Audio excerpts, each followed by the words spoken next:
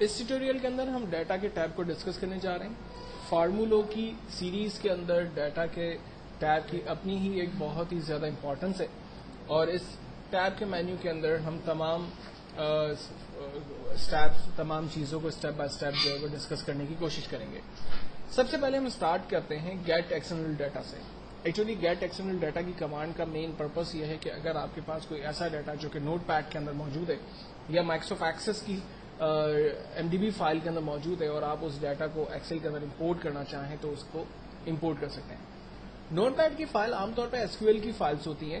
اگر آپ کے پاس کوئی ڈیٹا جو کہ SQL کی فائل میں سے آ رہا ہے یعنی نوٹ پیڈ سے آ رہا ہے تو اس کو آپ ایکسل پہ کیسے لا سکتے ہیں. تو ہم ایک کام کرتے ہیں, ایک ڈمی نوٹ پیڈ پہ فائل کریٹ کر لیتے ہیں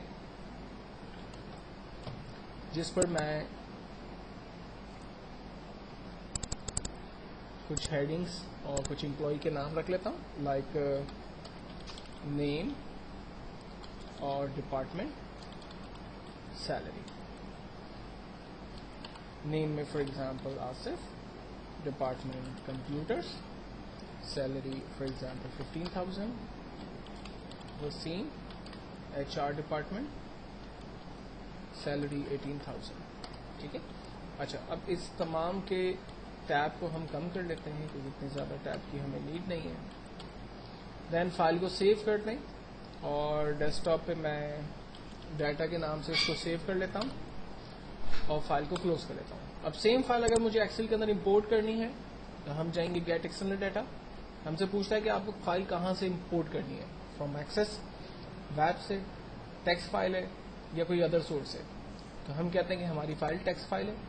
لوکیشن پوچھ رہا ہے, لوکیشن ڈیسک ٹاپ پہ ڈیٹا کے نام کی فائل ہے, اسے ہم نے سلیکٹ کیا, امپورٹ کیا. کہتا ہے کہ اس فائل میں ڈیٹا کچھ اس طرح سے موجود ہے, چونکہ یہ جو باکسز نظر آ رہے ہیں یہ ٹیب جو ہم نے دیے تھے وہاں پر اس کے ہیں. ہم نے فائنلی نیکسٹ اور اس کو فنش کیا, اوکے کیا. کہتا ہے اسی سیل کے اوپر ہم ڈیٹا کو میں پیسٹ کر دوں.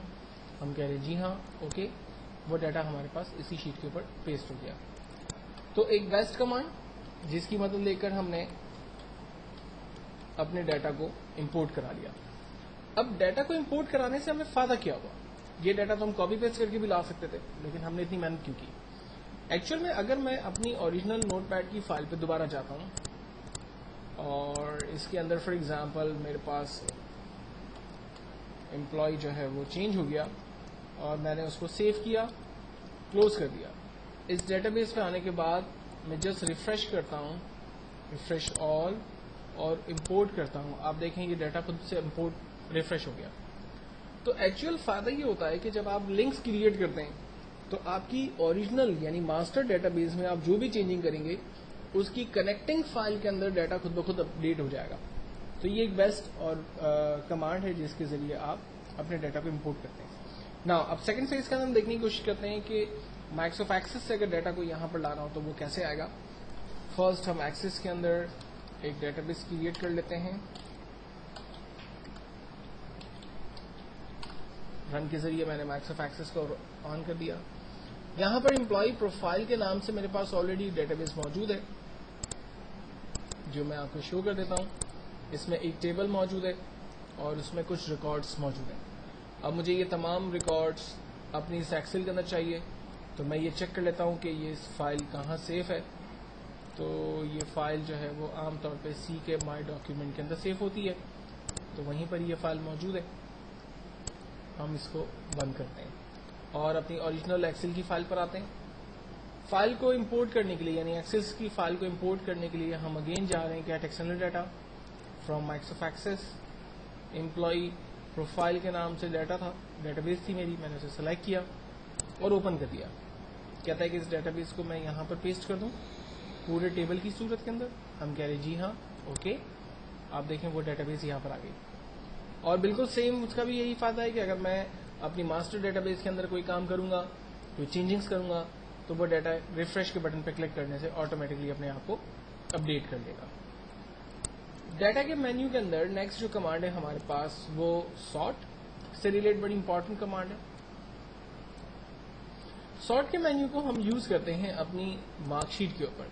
مثال کے طور پر میرے پاس یہاں پر نمبر آف امپلائیز کام کرتے ہیں اور میں ان تمام امپلائیز کے ناموں کو الفابیٹیکل آرڈر میں دیکھنا چاہ رہا ہوں. تو اس کے لیے میں سارٹ کی کمانڈ کو استعمال کرتا ہوں A to Z. اس سے تمام امپلائیز کے نام الفابیٹیکل آرڈر میں آ گئے. اگر میں ان کو ڈسینڈنگ آرڈر میں یعنی Z2A دیکھنا چاہ رہا ہوں تو میں Z2A کے بٹن پہ کلک کرتا ہوں, جبکہ اسینڈنگ کرنے سے تمام ریکارڈ الفابیٹیکل آرڈر میں آ جاتا ہے. اب اس کے بعد ایک اور کمانڈ ہے ہمارے پاس فلٹر. فلٹر کی کمانڈ کو استعمال کر کے ہم تمام ہیڈنگز کے ٹاپ پر ایک ایک ایرو جنریٹ کرتے ہیں. اس کا مین فائدہ یہ ہے کہ آپ انڈیویجول ریکارڈ اسٹڈی کر سکتے ہیں. فار ایگزامپل میں ایڈمین میں سے ڈپارٹمنٹ میں سے ایڈمین والوں کے ریکارڈز دیکھنا چاہ رہا ہوں, تو میں نے ڈپارٹمنٹ کے ایرو پہ کلک کیا اور یہاں سے تمام چیکس کو ہٹا کر ایڈمین پر چیک لگا کر اوکے کیا. آپ دیکھیں صرف ایڈمین والوں کے ریکارڈز آ گئے میرے پاس. میں اس کو آل کر دیتا ہوں اور میں چاہتا ہوں کہ تمام پوزیشنز میں سے فار ایگزامپل مجھے صرف اکاؤنٹنٹس کی ڈیٹیل دیکھنی ہے, تو میں نے اکاؤنٹس پوزیشن پہ کام کرنے والے لوگوں کی ڈیٹیل دیکھ لی, اسی کو میں نے آل کر دیا. اگر میں یہ چاہ رہا ہوں کہ میرے پاس وہ امپلائی جن کی ایج 20 سے 30 کے بٹوین ہے اس کے ریکارڈ دیکھ لوں میں, تو ہم ایج کی فیلڈ پہ کلک کرتے ہیں اور یہاں سے نمبر فلٹر میں جا کر گریٹر دین لیس دین کے بٹوین کام کرتے ہیں, لائک بٹوین کی فیلڈ سلیکٹ کرتے ہیں. اس گریٹر دین 20 ایج ہونی چاہیے اور لیس دین 30 ایج ہونی چاہیے, اس کو سلیکٹ کیا. اب آپ دیکھیں صرف وہی امپلائیز میرے پاس آ رہے ہیں جن کی منیمم ایج 20 اور میکسیمم ایج جو ہے وہ 30 کے بٹوین ہے. اس کرائٹیریا کو ہم بہت ساری جگہوں پر اپلائی کر سکتے ہیں. مثال کے طور پر اگر مجھے گرینڈ سیلری کے اندر ان تمام امپلائیز کا ریکارڈ دیکھنا ہے جن کی سیلری 20,000 سے ابو اور 30,000 سے بلو ہے, تو ہم اسی نمبر فلٹر پہ جا کر بٹوین کی کمانڈ کا استعمال کرتے ہوئے 20,000 اینڈ 30,000 ڈیفائن کرتے ہیں, فائنلی اوکے کرتے ہیں. یہ دیکھیں 20 to 30,000 کے بٹوین ڈیٹا آ رہا ہے. اور اگر میں گریٹر دین کی کمانڈ کو صرف استعمال کرتا ہوں یہاں پر, تو فائدہ یہ ہوتا ہے کہ صرف وہی سیلری میرے پاس آتی جو کہ 20,000 سے ابو ہے, ٹل وہ جہاں تک بھی ہو. تو فلٹر ایک بیسٹ کمانڈ جس کے ذریعے ہم اپنے ریکارڈز کو آسانی سے سرچ کر سکتے ہیں. اس کے بعد میں آپ کے ساتھ ڈسکس کرنے جا رہا ہوں ایڈوانس فلٹر اپنے نیکسٹ ٹیوٹوریل کے اندر.